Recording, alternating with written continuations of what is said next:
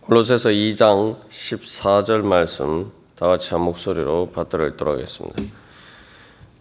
우리를 거스르고 불리하게 하는 법조문으로 쓴 정서를 지우시고 제하여 버리사 십자가에 못 박으시고. 아멘. 우리가 이 골로새서 2장 14절 말씀을 통해서 예수님을 통해서 하나님께서 죄 용서해 주심으로 우리의 이 죄의 문제를 어떻게 처리해 주셨는지 우리가 살펴보고 있습니다. 그래서 하나님께서 우리를 불리하게 하는 법조문으로 쓴 그 죄의 빚에 대한 채무 증서와 같은 것을 지우시고 제하여 버리셨다. 그리고 십자가에 못 박으셨다. 그렇게 이야기를 하고 있습니다. 그래서 이 첫 번째로 그것을 지우셨다라고 증거하고 있습니다. 지운다는 것은 말 그대로 깨끗하게 지우개로 지우듯이 그렇게 지우는 것입니다. 지우개로 지우면 흔적이 남을 수도 있지만 여기서 이제 지운다는 것은 완전히 보이지 않도록 흔적도 찾을 수 없도록 지워버리는 것입니다. 원래 이 지운다라는 말은 다른 곳에서는 이 심판을 받아서 생명책에서 지운다. 그런 곳에서 사용되는 표현입니다. 근데 이제 여기서는 그것과 반대로 생명책에서 지우는 것이 아니라 심판의 책에서 그것을 지운다는 겁니다. 그래서 쉽게 말하면은 이제 예를 들면은 외상 정부에서 그 기록을 지우거나 또한 사면을 받으면 전과 기록이 이제 말소가 되죠. 기록 자체가 없어집니다. 그것처럼 바로 하나님께서 우리의 죄에 대한 기록 자체를 지워버리신다는 겁니다. 그래서 이 구약에서도 예를 들면 시편 51편 9절에서 기도의 내용이 이렇습니다. 그래서 주의 얼굴을 내 죄에서 돌이키시고 내 모든 죄악을 지워주소서. 그리고 이사야 43장 25절에서도 나 곧 나는 나를 위하여 내 허물을 도말하는 자니 내 죄를 기억하지 아니하리라. 여기 이제 내 허물을 도말한다라고 해요. 도말이라는 말은 의미는 이제 뭔가를 이렇게 발라서 가린다는 거죠. 쉽게 말하면은 페인트를 칠해서 그런 모든 얼룩이나 자국을 이제 지워서 가리는 다는 그런 의미인데 여기 도말한다는 말이 여기 이제 지운다는 말과 같은 단어로 같은 단어의 헬라어로 번역이 됩니다. 그래서 하나님께서 완전히 죄를 없애 주신다는 겁니다. 그래서 사도행전 3장 19절에서도 그러므로 너희가 회개하고 돌이켜 너희 죄 없이함을 받으라. 이같이 하면 새롭게 되는 날이 주 앞으로부터 이를 것이요. 이제 그렇게 증거하고 있죠. 하나님께서 우리의 죄를 말 그대로 없애 주신다는 겁니다. 그래서 하나님께서는 마치 기억하지 않으시고 완전히 그것들을 제거해 버리신다는 거죠. 그래서 이 지우시고라고 이야기할 뿐만 아니라 좀 더 강하게 제하여 버리사 제거해서 완전히 없애 버리신다. 또 그렇게 이야기를 하고 있습니다. 이 제거하여 버리사라는 말은 단순히 지우는 것이 아니라 예를 들면은 어떤 종이에 뭔가를 썼다가 이렇게 지웠잖아요. 근데 여기서 제거하여 버린다는 말은 그 종이 자체, 그 자체의 흔적 자체를 완전히 불태워서 없애버리는 것과 같은 이제 그런 것이죠. 여기 이제 특별히 제하여 버리사라고 되어 있는데 이 제하여라는 말은 다른 곳에서는 죄를 지고 간다 그런 표현으로 번역이 되어 있죠. 그래서 예수님을 일컬어서 세상 죄를 지고 가는 어린 양이다라고 할 때 그때 지고 간다라는 말이 여기 제하여라는 말과 같은 단어가 사용되었습니다. 또 다른 말씀 베드로전서 2장 24절에서는 친히 나무에 달려 그 몸으로 우리 죄를 담당하셨으니 이는 우리로 죄에 대하여 죽고 의에 대하여 살게 하려 하심이라. 그가 채찍에 맞음으로 너희는 남을 얻었나니. 이 베드로전서 2장 24절이 말씀도 이 골로새서 2장 14절 말씀과 비슷한 내용을 담고 있죠. 그래서 나무에 달려 그 몸으로 우리 죄를 담당하셨으니, 그래서 담당하셨다라는 말이 여기 이제 제하여라는 말과 이 같은 단어입니다. 그래서 예수님께서는 그것을 말 그대로 우리의 모든 죄를 지고 가서 버리셨다는 거죠. 이 구약에서 이제 대속죄일에 이스라엘 백성들의 모든 죄를 가지고 아사셀 염소를 이제 광야로 보내버림으로써 완전히 죄를 제거하는 그런 예식을 행합니다. 예수님이 우리의 죄를 지고 십자가에 죽으심으로 말 그대로 그 죄를 완전히 흔적도 없는 곳으로 가지고 가서 없애버리셨다는 거죠. 그게 바로 예수님이 우리의 우리의 죄를 지고 가셨다, 우리의 죄를 담당하셨다라는 그런 의미입니다. 그래서 이 제거하여 버리는 것을 좀 더 구체적으로는 여기 이제 십자가에 못 박으심으로, 그죠? 십자가에 못 박으심으로 그렇게 제거해 버리셨다는 거죠. 그래서 이제 예전에 그 고대의 관습에 얘를 이제 뭔가 이렇게 채무 증서가 이제 다 빚을 갚아서 더 이상 쓸모가 없게 되었을 때에는 그 정서에 이 못을 박아서 이렇게 처리하는 그런 관습이 있었다고 합니다. 때로는 이 십자가와 비슷한 그 영어로 말하면 이제 보통 X라고 하죠. 근데 이제 헬라어로는 그 알파벳에서 그것을 이제 키라고 하는데, 그 X 표시를 함으로써 이제 그것을 이제 제거해 버릴 때 버린다는 그런 의미와 비슷합니다. 그래서 우리가 뭐 요즘도 이제 뭔가를 지운 표시, 이거는 이제 더 이상 유효하지 않다라고 표시할 때 X 표시를 하죠. 그것과 마찬가지라는 거죠. 뭐 요즘 그리고 뭐 또 원래 이제는 더 이상 쓰지 못하는 돈의 지폐에 구멍을 찍어서 폐기한다거나 뭐 이런 것과 비슷한 개념이라고 이제 볼 수가 있습니다.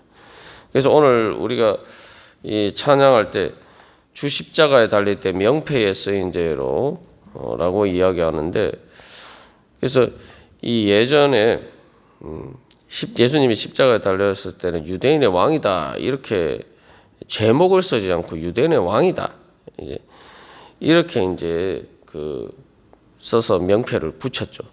그래서 이제 그것이 이제 여러 가지 의미가 있습니다만 유대인의 로마 제국의 황제가 다스리는데 그것을 반역하는 의미에서 유대인의 왕을 참칭했다, 그런 이제 제목이다라고 해서 썼다, 그런 명패를 갖다 붙였다고도 볼 수가 있는데, 그 이제 여러 가지 제목을 십자가에 못 박아서 붙이는 그러한 관습이 또 있었습니다.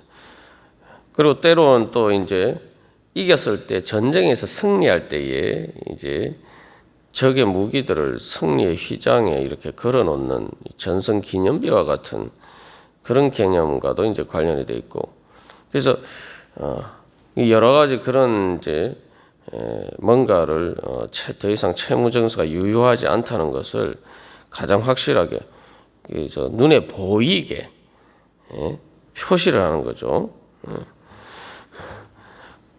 그래서 어떻게 보면은 이 십자가에 못 박으시고라는 것은 앞에서 법조문으로 쓴 증서가 자필 증서, 내 사인이 있는, 내가 인정하는 것이지만 이제는 예수님의 십자가를 통해서 하나님께서 확실하게 그 모든 것들이 제거되었음을 하나님이 표시를 남기셨다는 거죠. 예수님께서 십자가에 달리심으로 쓸 때에 손과 발에 그 못이 박히시고 또 옆구리에 창으로 찔리셨는데 부활하신 예수님의 몸에 서 바로 그러한 자국이 있다. 그래서 부활하신 예수님이 도마에게 바로 내가 십자가에 못 박힌 예수가 내가 다시 부활했다. 단순히 영혼이 아니다. 영혼이 아니라 그 몸이 부활했다. 그래서 내 손과 발에 이 못자국을 보고 또한 내 옆구리에 창자국을 보아라. 도마에게 예수님이 그렇게 말씀하셨죠. 우리가 앞에서 이 법조문으로 쓴 죄의 채무증서가 같이 우리의 죄가 드러난 가장 적나라한 그 증거가 바로 예수님의 십자가 달리신 예수님의 몸이다라고 우리가 나누었습니다만 이제는 예수님이 부활하셔서 바로 우리의 모든 죄가 제거되었다는 증거가 예수님의 몸에 있다는 거예요. 그래서 그 예수님이 부활하시고 승천하셔서 하나님 우편에 계시는데 우리가 예수님을 바라볼 때마다 이제 바로 도마에게 부활하셔서 도마에게 보여주신 것 같은 그 예수님의 손과 발의 못자국과 옆구리의 창자국을 바라봐야 됩니다. 그래서 그 예수님의 몸의 그 자국으로서 바로 우리의 모든 죄가 처리되었다는 증거가 이제 부활하신 예수님의 몸에 있고 부활하신 예수님의 몸에 있다는 것은 바로 우리의 죄가 제거되었다는 증거가 확실한 증거가 사라지지 않고 영원히 있다는 거예요. 그러니까 우리의 죄에 대한 사죄의 증거가 영원하다는 거예요. 이게 얼마나 우리에게 큰 소망이고 얼마나 큰 복음입니까? 내가 예수님께서 나의 죄를 대신해서 십자가 달려 돌아가셨다. 예수님이 내 죄를 담당하시고 내 죄를 담당하고 지고 가셨다라고 고백하는 것은 어떻게 보면은 내가 정말 내 죄가 정말 예수님이 십자가 달려 죽으실 정도로 내가 그렇게 흉악한 죄인인가? 내가 무슨 죄가 그렇게 많은가? 우리가 이렇게 이제 생각할 수도 있습니다. 근데 사실은 이제 그걸 깨달아야지 진짜 내 마음에 내가 정말 흉악한 죄인이구나. 예수님이 십자가에 못 박혀셨는데 내 죄가 바로 그 정도로 심각하구나. 내가 정말 그런 죄인이구나. 사실 이게 이제 인정이 되어야지 그게 진정한 회개가 된 거죠. 그래서 그런 면에서 보면은 그것이 말 그대로 우리를 완전히 불리하게 하고 너는 죄인이야 뭐 이런 식으로 공격하는 것처럼 보이지만 그러나 우리가 그것을 인정한다라고 하는 것은 예수님이 내 죄를 지고 가셨다. 예수님이 오히려 내 죄를 제거해 버리셨다. 사실은 그걸 믿는 거예요. 그렇기 때문에 우리가 그 진정한 회개에 나아갈 수 있는 믿음이 바로 거기에서부터 생기는 거죠. 내가 내 죄를 인정해야지 예수님이 내 죄를 지고 가셔서 담당하셔서 없애버리셨다. 이것을 인정하는 거란 말이죠. 우리가